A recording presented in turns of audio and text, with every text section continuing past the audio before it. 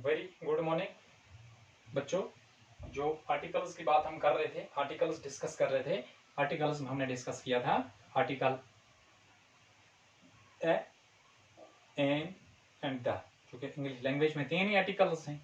और इसमें से हमने पढ़ा था कि इन आर्टिकल्स को हमने 2 ग्रुप्स में रखा हुआ है। एक को हम कहते हैं डेफिनेट आर्टिकल, जैसे आर्टिकल द, और उसके बाद इनडेफिनेट आर्टिकल्स, जिसमें article an and article a है।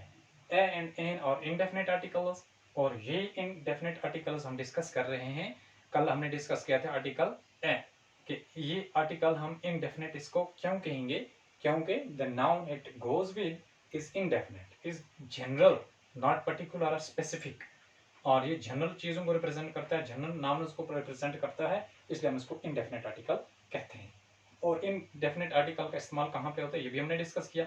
सबसे पहले कि वहाँ पे जहाँ पे ये किसी कंसोनेंट लेटर से जो नाउन शुरू होने वाला होता है, वर्ड शुरू होने वाला होता है, वहाँ पे आर्टिकल ए का इस्तेमाल किया जाता है। दूसरा हमने पढ़ा था कि आर्टिकल ए का इस्तेमाल होता है सिंगुलर काउंटेबल नाउन्स के साथ। और दूसरा हमने पढ़ा था कि उन वर्ड्स के साथ, उन नाउन्स के साथ जो बिगिन होते हैं किसी वॉवल से, लेकिन जो साउंड प्रोड्यूस होती है, but produce the sound are pronounced with a consonant sound, वहां पे भी इस्तेमाल होता है इसका, जैसे यूनिवर्सिटी, यूरोपियन वगैरह वगैरह। इसके बाद आज हम जो पढ़ने वाले हैं ये है कि आर्टिकल एन। आर्टिकल एन जो है ये भी एक इनडेफिनेट आर्टिकल है, और इस इनडेफिनेट आर्टिकल का इस्तेमाल कहाँ पे होता है, किन किन वर्ड्स के किन नाउन्स के साथ होता है, ये आज हम पढ़ने वाले हैं। जैसे article an is indefinite because the noun it goes with is indefinite or general. This indefinite article n is used. ये indefinite article इसलिए है कि जिस नाउन के साथ इस्तेमाल होता है वो जनरल है, वो स्पेसिफिक या पर्टिकुलर नहीं है। और इसका इस्तेमाल कहाँ कहाँ पे होता है, first before a noun which begins with a vowel, उस वर्ड के सामने, उस नाउन के सामने जो एक वोवेल लेटर से शुरू होता है। वोवेल लेटर कौन से हैं, ये हम यहाँ पे लिखेंगे, ए, ई, आई, ओ, यू। इन 5 लेटर्स में से जिस भी लेटर के साथ ये वर्ड या नाउन शुरू होता है उसके सामने आर्टिकल एन का इस्तेमाल होता है। जैसे an apple, an umbrella, an eagle, an ink pot. ठीक है, यहाँ पे ए, यहाँ पे यू, यहाँ पे ई, यहाँ पे आई। अगर ओ का इस्तेमाल करना है एन ऑरेंज भी आप लिख सकते हैं, एन ऑरेंज।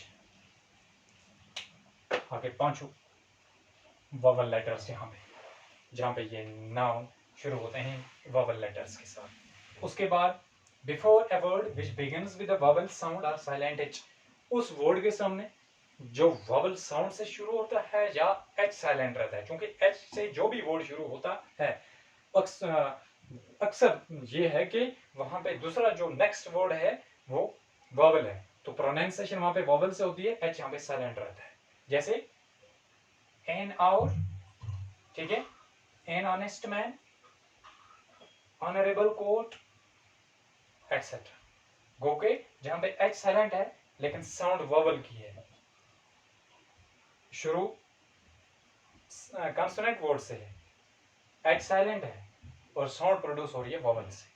तो इस तरीके से यहाँ पे भी एन का इस्तेमाल होता है। इसी तरीके से before a countable singular noun, countable singular noun, countable singular noun को रिप्रेजेंट ए भी करता है, लेकिन वहां पे शर्त यह है कि वहां पे वो कॉन्सोनेंट लेटर से शुरू होने वाला काउंटेबल सिंगुलर नाउन हो, और यहाँ पे वोवेल से शुरू होने वाला कॉन्सोनेंट वोवेल लेटर से शुरू होने वाला काउंटेबल सिंगुलर नाउन हो, क्योंकि दोनों रिप्रेजेंट करते हैं सिंगुलर नाउन्स को।